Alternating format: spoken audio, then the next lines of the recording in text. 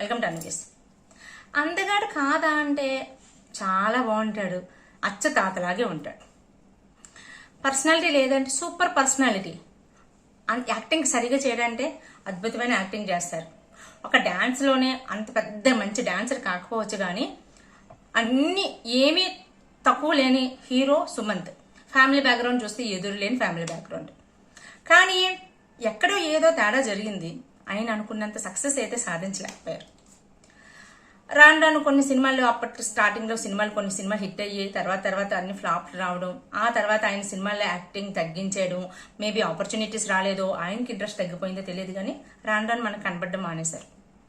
మళ్ళీ second inning start చేశారు మళ్ళీ రావ మూవీతో.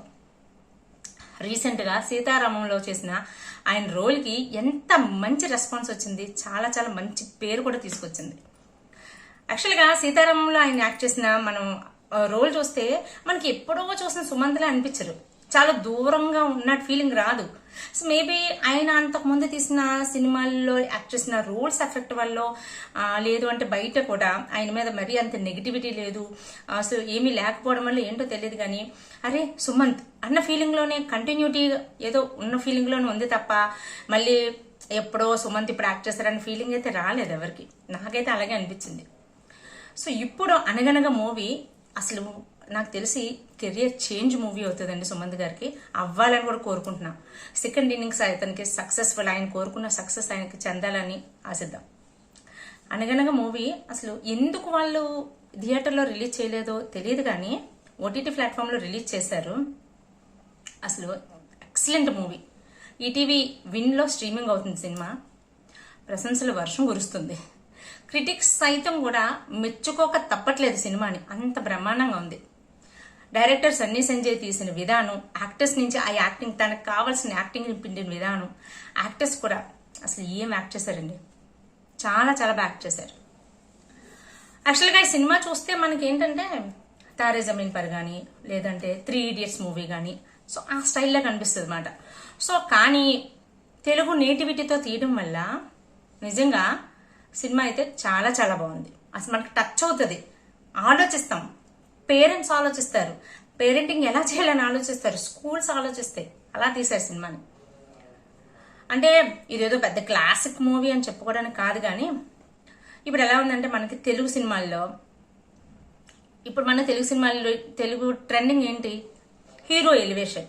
హీరో ఎలివేషన్ ఎంత బాగుంటే అంత పాపులారిటీ. నువ్వు స్టోరీ చిన్నదైనా తీసుకో, సీన్ కి హీరో ఎలివేషన్ ఉండాలి. హీరో కనబడుతున్నప్పుడు హీరో ఎలివేషన్ మాత్రం తోపు దురుములా ఉండాలి.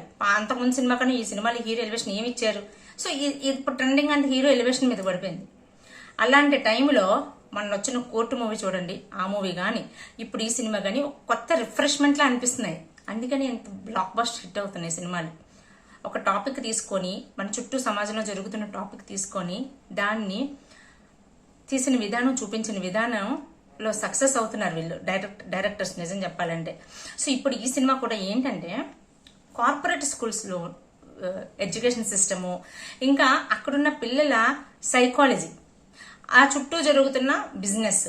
సో దీన్ని లైట్గా అంటే విమర్శించినట్టు సున్నితంగా విమర్శిస్తూ సినిమా తీయడం కానీ, లేదు అంటే కేవలం ఎడ్యుకేషన్ అంటే ఒక చదువుతుంటే బట్టి పట్టేసే పుస్తకాలు చదివేస్తే ఎడ్యుకేషన్ రాదు, వాళ్ళకి చదువు అంట పట్టదు.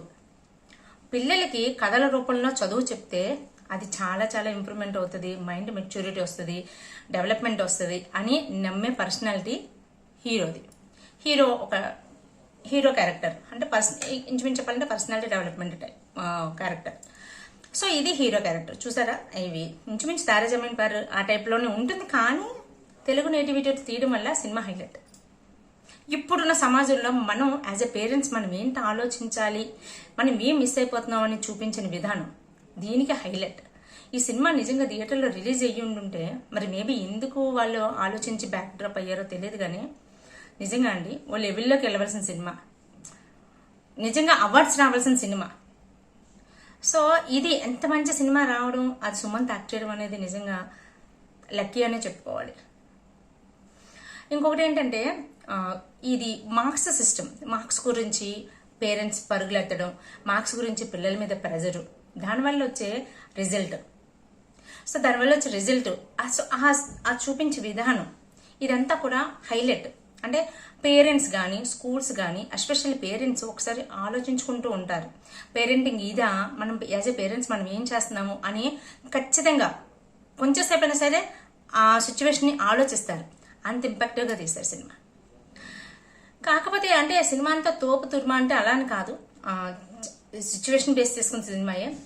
స్టోరీ కొంచెం నిదానంగా కొంచెం స్లోగా వెళ్ళినప్పటికీ మనం ఓటీటీలో చూస్తున్నాం, ఇంట్లో చూస్తున్నాం కాబట్టి దాని ఎఫెక్ట్ కూడా పెద్దగా ఏమి ఉండదు.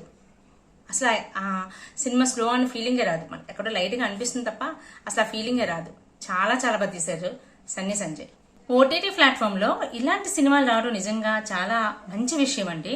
ఎందుకంటే ఓటీటీ ప్లాట్ఫామ్ అంటే మనకు ఒక ఎలా అయిపోయింది అంటే డబుల్ మీనింగ్ డైలాగులు కానీ, డైరెక్ట్గా బూతులు మాట్లాడడం కానీ, లేదంటే వల్గారిటీ, లేదు అంటే అసలు ఎక్స్పోజింగ్ చేసే విధానం, చూపించే విధానం, డైరెక్టర్స్ కానీ యాక్టర్స్ కానీ ఒక శృతి మించిపోయింది. ఓటీటీ సినిమాలు చూడడానికి పిల్లలతో కూర్చొని చూడడానికి కూడా సిగ్గుపడేంత ఇలాంటి మూవీస్ వచ్చేసాయి కూడా. ఇలాంటి టైంలో ఇలాంటి సినిమాలు రావడం అనేది నిజంగా very very good sign. So ఇప్పటి వరకు ఆ సినిమా ఎవరైనా చూడకపోతే ఖచ్చితంగా ఈటీవీ విన్లో స్ట్రీమింగ్ అవుతుంది, వెళ్ళి చూడండి. ఖచ్చితంగా అందరు పేరెంట్స్, స్టూడెంట్స్ మొత్తం అందరూ చూడవలసిన సినిమా, మిస్ అవ్వకుండా చూడండి.